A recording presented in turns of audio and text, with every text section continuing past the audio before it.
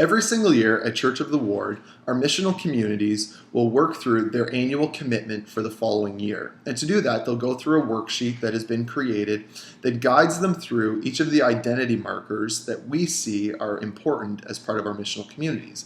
The first identity marker is that the missional community acts and lives as a family, meaning that they care for one another, they see one another as brothers and sisters in Christ, and that their lives should be reoriented around one another. And so the missional community worksheet will then say, okay, for the next year, how are we going to reorient our lives around one another?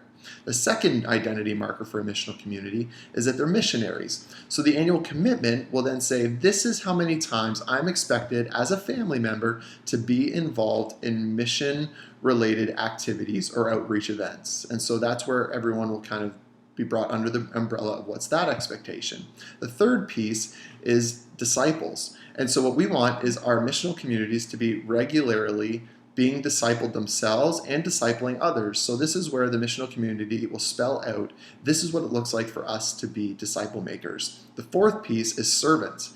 And so what our missional community will do is come up with ways that they can serve their neighborhood or that people group that they're ministering to. And they'll put all those things down. And then lastly, generous stewards. So this is where the missional community comes up with ways that they can be generous to their neighborhood or their particular people group, and they'll set goals for themselves.